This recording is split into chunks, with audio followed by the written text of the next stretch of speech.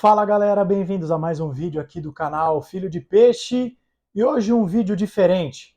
Aproveitando esse período em que o Santos tem essa semana livre para treinar, janela de transferências abertas, mas até o momento da gravação desse vídeo, no começo da tarde da quinta-feira, nenhuma contratação oficializada, o Santos tem alguns nomes aí no radar, posso até trazer nos próximos dias mais um giro de notícias com essas especulações envolvendo o time do Santos, mas hoje a gente vai falar sobre o trabalho do Paulo Turra. Separei aqui algumas coisas para a gente falar, de acertos, erros, riscos envolvendo o trabalho do Paulo Turra, e é sobre isso que a gente vai falar no vídeo de hoje. Mas antes, aquele ritual de sempre. Se você está chegando aqui pela primeira vez, seja bem-vindo, se inscreva no canal e ative o sininho para receber as notificações assim que os vídeos forem publicados.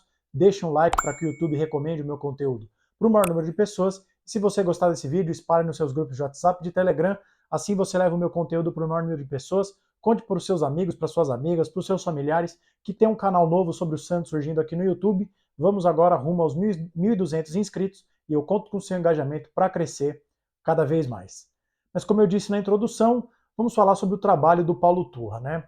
Paulo Turra está tendo nessa semana, até o jogo de domingo contra o Goiás, a finalíssima contra o Goiás, jogo decisivo, a sua primeira semana livre à frente do Santos, né? Ele chegou há pouco mais de 10 dias, não comandou o time contra o Flamengo, porque não tinha aparecido no bid, esteve no banco naquele jogo da Sul-Americana, depois à frente do time contra o Cuiabá, e agora está tendo esses 6 dias de trabalho até o jogo na Vila Belmiro, domingo, às 11 horas da manhã, contra o Goiás.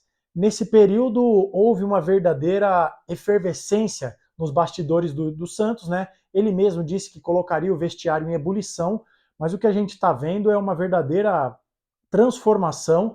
Estão chacoalhando tudo lá nos bastidores da Vila Belmiro. Acho que isso tem pontos positivos, tem pontos negativos, é sobre eles que a gente vai falar. Recapitulando, né, nesse breve período em que o Paulo Turra está à frente do time do Santos, já houve diversos afastamentos. Primeiro, a dupla do Disque Balada, Natan e Lucas Pires, flagrados na balada horas antes de um treino importante, seria o segundo treino do Paulo Turra, no dia da apresentação dele. Depois, o episódio de indisciplina envolvendo o Soteldo, bateu de frente com a comissão técnica, um episódio ainda um pouco mal explicado, a gente não sabe, o Soteldo garante que a versão dada na imprensa não corresponde aos fatos, mas a gente não sabe, já que Andrés Rueda, Falcão, ninguém se manifesta, a gente só tem aquela nota dizendo que ele estava afastado.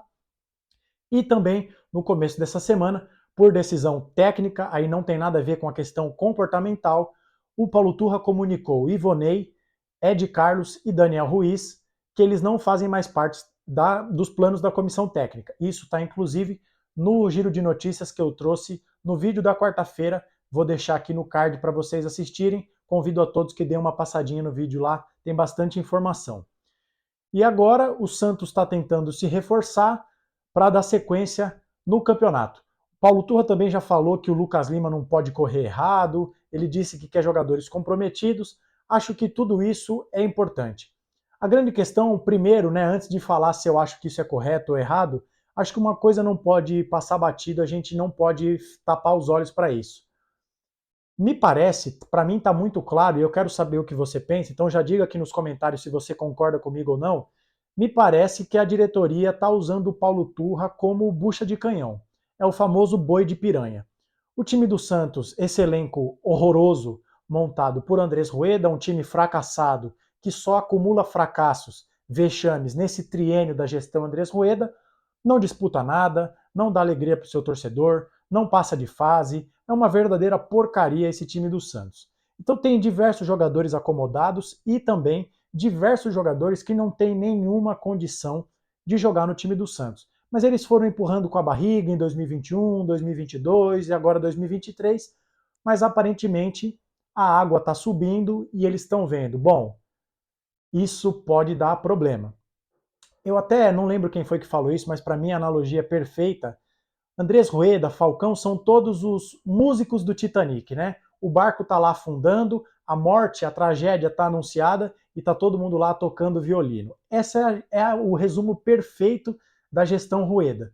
Então, de repente, não mais que de repente, chega um técnico totalmente, um perfil totalmente adverso do Odair Hellmann, que era o paizão, ele até o apelido dele é Papito, chega um cara, desculpe o trocadilho, turrão, O Paulo Turra é o cara turrão, da linha dura.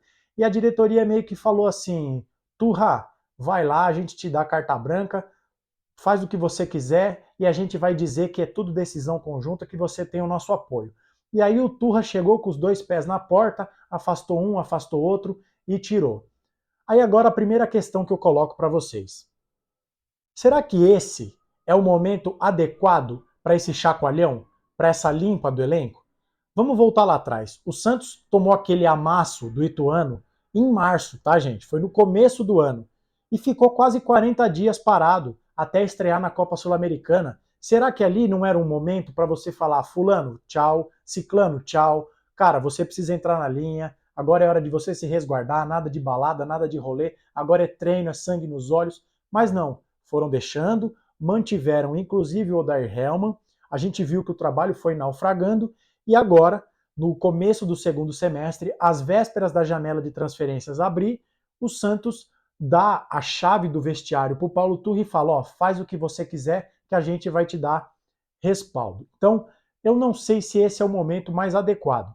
É claro, antes tarde do que mais tarde, mas eu acho que isso só mostra como essa gestão não tem nenhum planejamento. Eles só agem pressionados, forçados. É isso que acontece. Todas as vezes, janela de transferências, pode ver, o Santos nunca vai ao mercado com um perfil traçado de um jogador. Nós buscamos um zagueiro, canhoto, construtor, nós buscamos um ponta que tenha essa qualidade de chute de fora da área, nós buscamos um volante que pise na área. É sempre assim. Prova disso é, acabou o Paulistão, quem que o Santos trouxe? Inocêncio, Luan Dias e Mezenga. Se essas são contratações planejadas, aí eu não sei mais nada de futebol. Mas agora, caminhando para a parte final do vídeo. Qual que eu acho que é o grande risco, que eu vejo o Santos como uma bomba relógio, e esse é o meu temor. O grande risco é, será que os jogadores vão comprar a ideia do Paulo Turra? Porque a gente não sabe, pelo menos não com profundos detalhes, como essas decisões do Paulo Turra bateram dentro do elenco. A gente sabe que tem um corporativismo, tem aquele espírito de corpo que os jogadores geralmente, mesmo quando eles querem, eles se fecham entre eles, jogam de sacanagem para derrubar o treinador. A gente sabe, na cultura do futebol brasileiro, a corda sempre estoura do lado do treinador. Querem um exemplo? Rogério Ceni no Cruzeiro em 2019. O Rogério Ceni supostamente chega ao Cruzeiro depois de um bom trabalho no Fortaleza com a missão de mexer, chacoalhar, buscar um fato novo, encostar quem não está rendendo para tirar o Cruzeiro daquela draga. Como acabou o ano de 2019? Com o Cruzeiro rebaixado. Tem até aquele célebre áudio do Fala Zezé, Bom Dia Cara, do Thiago Neves. Então, o Rogério Ceni ali, em tese, chegou ali como o cara para resolver os problemas.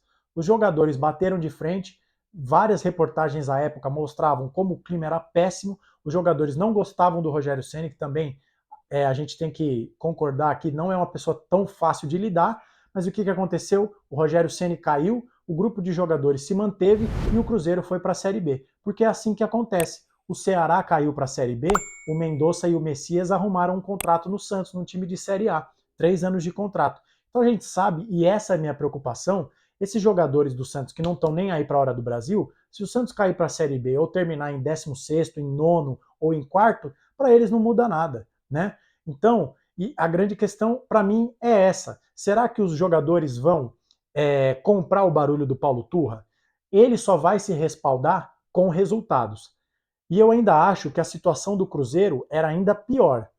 Nesse fatídico jogo contra o CSA, eu até separei aqui para vocês e eu vou mostrar alguns nomes daquele elenco do Cruzeiro, né?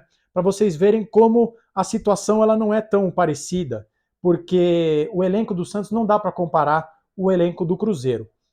Naquele jogo Cruzeiro 0, CSA 1 no Mineirão, o time titular do Cruzeiro que entrou em campo tinha jogadores como o Fábio, o Léo, o Egídio, o Henrique, o Pedro Rocha, o Thiago Neves e o Fred. Olha o tamanho desses jogadores. E no banco de reservas, o Robinho, aquele meia volante, o Edilson, lateral, o Ariel Cabral, o Marquinhos Gabriel, ou seja, um elenco cheio de cobra. cheio de jogador casca-grossa. Não, a gente não vê esse tipo de jogador no Santos, então talvez a situação do Santos seja mais fácil de lidar. Você não tem um cara como o Thiago Neves ali, o Fred, jogador de Copa do Mundo, etc e tal. O time do Santos talvez seja mais fácil de lidar, mas a gente sabe, quem é boleiro, quem acompanha o futebol, sabe que em todo lugar tem panela. É claro que tem as grandes panelas com esses caras gabaritados, rodados. No Santos tem muito jogador. A gente, primeiro que não tem jogador que ganhou título em lugar nenhum, né? Tirando o Lucas Lima, que ergueu uma ou outra taça, até no Santos, depois algumas no Palmeiras, o time do Santos não tem jogador campeão. Então esse é um fator mais fácil. Mas de qualquer forma, para não ficar muito prolixo, acho que o Paulo Turra só vai ter respaldo se ele tiver resultado. E é isso que nos preocupa. Por quê? O Santos está nessa draga sem fim há 12 jogos sem vencer. Inclusive, o Santos é hoje oficialmente o time entre todas as divisões do país com maior jejum de vitórias. O time que mais ficou tempo sem ganhar, era o Real Noroeste da Série D. Ontem eles venceram um time chamado São Mateus por 8-0, encerraram o jejum. Então hoje, oficialmente, no dia 6 de julho de 2023, o Santos é o time entre todos os clubes de todas as divisões do Brasil que está há mais tempo sem vencer. Então, parabéns a todos os envolvidos por essa marca maravilhosa. Mas voltando, o Santos está 12 jogos sem vencer e esse jogo contra o Goiás, entre muitas aspas, é o último jogo fácil que o Santos vai ter. A gente teve jogos contra Vasco, teve jogos contra Curitiba, ganhamos do América Mineiro, teve o Cuiabá, agora tem o Goiás. Precisa vencer. Como eu falei no começo do vídeo, é a final do Santos. Porque depois do Goiás, olha, gente, a sequência do Peixe até fechar o turno do Campeonato Brasileiro. No outro domingo, dia 16 de julho, clássico contra o São Paulo, no Morumbi. Depois, ninguém mais, ninguém menos que o líder Botafogo. Depois, o Fluminense de Fernando Diniz, no Rio. Depois, Atlético Paranaense na Vila Belmiro. E fecha o turno contra ninguém mais, ninguém menos que o Fortaleza de Vojvoda, no Ceará. Então percebam que o horizonte não é nada positivo, ele é muito pelo contrário, ele é desesperador. Um time que está 12 jogos sem vencer, que não foi capaz de ganhar de Audax Italiano, Blooming, News Old Boys, Bahia, Coritiba, Cuiabá, com que esperança a gente vai ter de ganhar do líder do Campeonato Brasileiro, de ganhar do Fluminense, de ganhar um clássico do São Paulo? Então, é muito perigoso, é muito preocupante e o Paulo Turra só vai ter respaldo, ele só vai ter esse fôlego para continuar eventualmente implementando a sua cartilha de linha dura, de coisas dessa natureza, se ele ganhar. Por isso que domingo é fundamental ganhar, porque aí o Paulo Turra tem mais uma semana cheia de trabalho para sabe-se lá como armar um time capaz de bater de frente com o São Paulo num clássico fora de casa nessa reta final de primeiro turno. Então era isso que eu queria falar e mais uma vez quero saber o que você pensa. Você concorda comigo? Você acha que essa cartilha do Paulo Turra ela tem mais motivos para dar certo ou para dar errado? Você está confiante no Santos? Você acha que se reforçar bem o Santos consegue sair dessa draga? Quero saber o que você tem a dizer. Diga aqui nos comentários, vai ser um prazer ler e interagir com vocês. Se você está chegando aqui pela primeira vez, seja bem-vindo, se inscreva no canal e ative o sininho para receber as notificações assim que os vídeos forem publicados. Deixe um like para que o YouTube recomende o meu conteúdo para o maior número de pessoas. E se gostou desse vídeo, espalhe nos seus grupos de WhatsApp e de Telegram, assim você leva o meu conteúdo para o maior número de pessoas. E agora vamos rumo aos 1.200 inscritos e eu conto com seu engajamento, com a sua participação para crescer cada vez mais. Nos vemos no próximo vídeo, um abraço a todos e até a próxima.